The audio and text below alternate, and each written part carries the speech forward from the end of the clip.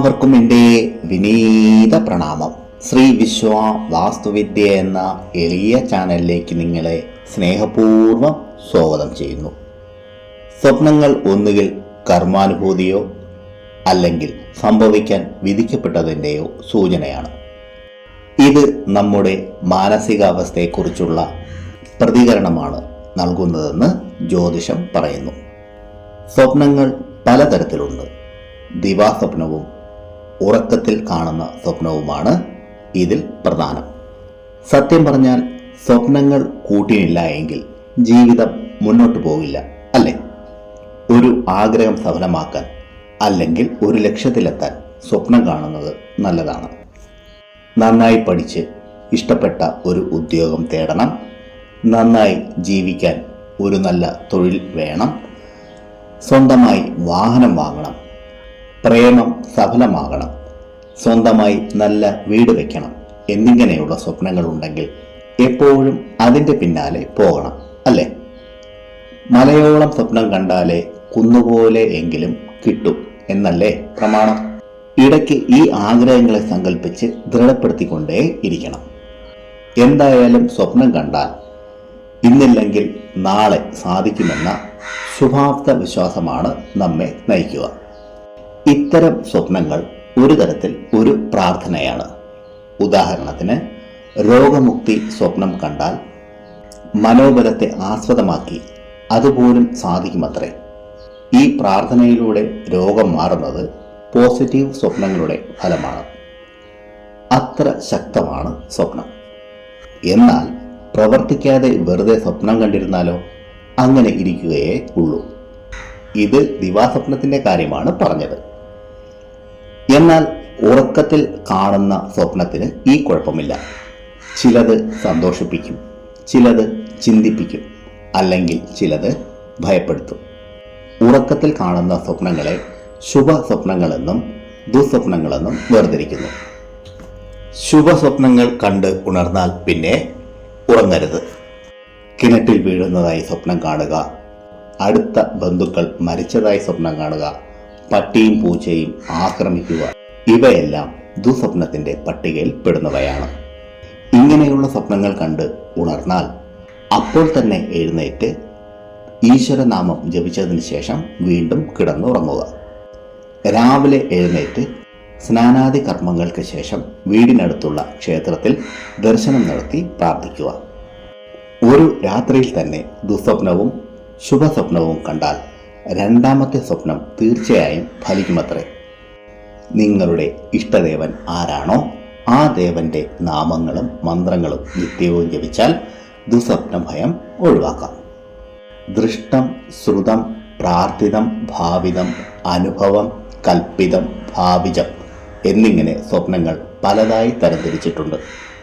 ഉണർന്നിരിക്കുമ്പോൾ കാണുന്ന വസ്തു സ്വപ്നത്തിൽ കാണുന്നത് ദൃഷ്ടം, കേട്ടത് സ്വപ്നത്തിൽ കാണുന്നത് ശ്രുതം, ഉണർന്നിരിക്കുമ്പോൾ മനസ്സിൽ വിചാരിച്ച കാര്യങ്ങൾ സ്വപ്നത്തിൽ കാണുന്നത് പ്രാർത്ഥിതം, ഭാവിയിൽ ലഭിക്കുന്നത് സ്വപ്നത്തിൽ കണ്ടാൽ ഭാവിതം, ഉണർന്നിരിക്കുമ്പോൾ ഭക്ഷിച്ചതോ മണത്തതോ ആയ വസ്തു സ്വപ്നത്തിൽ കാണുന്നത് അനുഭവം, ഉണർന്നിരിക്കുമ്പോൾ ആഗ്രഹിച്ചതോ അറിവില്ലായ്മയിൽ സങ്കല്പിച്ചതോ സ്വപ്നത്തിൽ കാണുന്നത് കൽപ്പിതം. ശരീരത്തിലെ ത്രിദോഷ പ്രകൃതി അനുസരിച്ചുണ്ടാകുന്ന സ്വപ്നങ്ങളെ ഭാവിജം എന്ന് പറയുന്നു. രാത്രി ഉറക്കത്തിൽ കാണുന്ന സ്വപ്നങ്ങളെ ആധുനിക ശാസ്ത്രം മാത്രമല്ല പൗരാണിക ആചാര്യന്മാരും പലതരത്തിൽ വ്യാഖ്യാനിച്ചിട്ടുണ്ട്. രാത്രിയിൽ പലതരം സ്വപ്നങ്ങൾ കാണുന്നുണ്ട് എങ്കിലും മിക്കവാറും മറന്നുപോകും, ചിലത് ഓർമ്മയിൽ ഉണ്ടാകും. സ്വപ്നങ്ങൾ ചില സന്ദേശങ്ങൾ നൽകുന്നുണ്ട് എന്നാണ് വിശ്വാസം. എല്ലാ മതവിഭാഗക്കാരും സ്വപ്നഫലങ്ങളിൽ വിശ്വസിക്കുന്നു. നമ്മൾ മറന്ന ചില കാര്യങ്ങൾ ഓർമ്മപ്പെടുത്തുവാൻ സ്വപ്നങ്ങൾ വരാറുണ്ട്. അതിൽ ചിലത് പറയാം. ആനയെ സ്വപ്നത്തിൽ കാണുന്നത് ഗണപതിക്ക് നേർച്ച ഉള്ളത് ഓർമ്മിപ്പിക്കാനാണെന്ന് വിശ്വസിക്കുന്നു. അതുപോലെ ദൈവങ്ങളെ സ്വപ്നത്തിൽ കാണുന്നതെല്ലാം മറന്നുപോയ ഓരോ നേർച്ചകളെ ഓർമ്മിപ്പിക്കുകയാണത്രേ. ആനയെ സ്വപ്നത്തിൽ കാണുന്നത് വാഹനഭാഗ്യം, വിജയം, പുരോഗതി, സമ്പത്ത് എന്നിവയുടെയും സൂചനയാണ്. പാമ്പിനെ സ്വപ്നം കാണുന്നത് സർപ്പകോപം കൊണ്ടാണെന്ന് പലരും വിശ്വസിക്കുന്നു. എന്നാൽ അതൃപ്തരായ, അതുപോലെ അകന്നു കഴിയുന്ന ദമ്പതികളും കാമിതാക്കളും പാമ്പിനെ കൂടുതൽ സ്വപ്നം കാണുന്നു എന്ന് ആധുനിക ശാസ്ത്രം പറയുന്നു. പാമ്പിനെ ലൈംഗികതയുമായി ബന്ധപ്പെടുത്തുന്നു. സ്വന്തം മരണം സ്വപ്നം കാണുന്നത് ദുസ്വപ്നമല്ല. ജീവിതത്തിൽ പുതിയ നല്ലതെന്തോ സംഭവിക്കാൻ പോകുന്നതിൻ്റെയും ദീർഘായുസിൻ്റെയും സൂചനയാണ് ഈ സ്വപ്നം നൽകുന്നത്. സൂര്യനെ സ്വപ്നം കാണുന്നത് നേട്ടമുണ്ടാകുന്ന സൂചനയാണ്. സൂര്യോദയം ഉയർച്ചയെയും എന്നാൽ സൂര്യാസ്തമയവും താഴ്ചയുമാണ് ഫലം നൽകുന്നത്. കുതിരയെ സ്വപ്നം കാണുന്നത് നല്ലതാണ്. മനഃശക്തിയും ധൈര്യവും ഉണ്ടാകുമെന്നതിൻ്റെ സൂചനയാണ്. യാത്രയുമായി ബന്ധപ്പെട്ടും കുതിരയെ സ്വപ്നം കാണുന്നത് വ്യാഖ്യാനിക്കുന്നു. സ്വപ്നത്തിൽ സിംഹത്തെ ദർശിച്ചാൽ പ്രശസ്തിയും അംഗീകാരവുമാണ് ഫലം. സിംഹവുമായി ഏറ്റുമുട്ടി പരുക്കൊന്നുമില്ലാതെ രക്ഷപ്പെടുന്നതായി കണ്ടാൽ പ്രതിസന്ധികളിൽ നിന്ന് കരകയറും എന്നത് സൂചിപ്പിക്കുന്നു. മത്സ്യത്തെ സ്വപ്നം കാണുന്നത് ധാരാളം ധനം കൈവരുമെന്നും ആത്മീയമായി കൂടുതൽ അടുക്കുമെന്നതിനെയും വ്യാഖ്യാനിക്കുന്നു. പക്ഷികൾ ചിലയ്ക്കുന്നതായി സ്വപ്നം കണ്ടാൽ സാമ്പത്തിക ലാഭവും, എന്നാൽ പക്ഷികൾ പറക്കുന്നതായി കണ്ടാൽ ദൗർഭാഗ്യത്തെയും സൂചിപ്പിക്കുന്നു. പുസ്തകങ്ങളെ സ്വപ്നത്തിൽ കണ്ടാൽ ഭാവി സുരക്ഷിതം. ഭക്ഷണം സ്വപ്നത്തിൽ കണ്ടാൽ ബിസിനസ്സിൽ വിജയം. സ്വപ്നത്തിൽ വരനെയോ വധുവിനെയോ കണ്ടാൽ ദൗർഭാഗ്യം, ദുഃഖം, നിരാശ എന്നിവയാണ് ഫലം. കുട്ടികളെ സ്വപ്നം കണ്ടാൽ സന്താന ഭാഗ്യ സൂചന.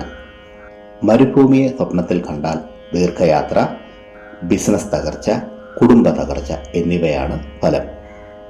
പുഷ്പം സ്വപ്നത്തിൽ കണ്ടാൽ സൗഭാഗ്യം, സമ്പത്ത്.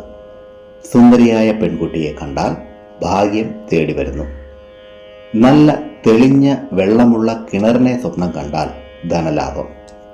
ഭവനത്തിൽ മലിനജലം സ്വപ്നത്തിൽ കണ്ടാൽ ദുരിതങ്ങൾ, രോഗങ്ങൾ.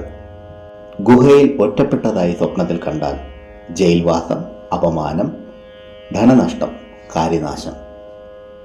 മല കയറുന്നതായി സ്വപ്നം കണ്ടാൽ പ്രതിസന്ധി തരണം ചെയ്ത് സന്തോഷിക്കും. സമുദ്രം സ്വപ്നത്തിൽ കണ്ടാൽ വിദേശയാത്ര. കുളിക്കുന്നതായി സ്വപ്നം കണ്ടാൽ ഉറ്റവരുടെ മരണം. ജലത്തിൽ മുങ്ങിപ്പോകുന്നതായി സ്വപ്നം കണ്ടാൽ വിപത്ത്, ചീത്തപ്പേര്. പർവ്വതം പിളർന്നു പോകുന്നതായി സ്വപ്നം കണ്ടാൽ മരണം. ആഭരണങ്ങൾ അണിഞ്ഞ സുന്ദരി വീട്ടിലേക്ക് വരുന്നതായി സ്വപ്നം കണ്ടാൽ ഭവനത്തിൽ ഐശ്വര്യമുണ്ടാകും. ഇതുപോലെ സ്വപ്നങ്ങൾ പലതരം സൂചനകൾ നൽകുന്നു. പ്രിയരെ, ഈ അധ്യായത്തിൽ പറഞ്ഞ കാര്യങ്ങൾ നിങ്ങൾക്ക് പ്രയോജനപ്പെട്ടു എന്ന് ഞാൻ വിശ്വസിക്കുന്നു. ഇഷ്ടമായെങ്കിൽ ലൈക്ക് ചെയ്ത് എന്നെ അറിയിക്കുക. നിങ്ങളുടെ ഇഷ്ടദേവൻ്റെ പേരൊന്ന് കമൻറ്റ് ബോക്സിൽ എഴുതുക.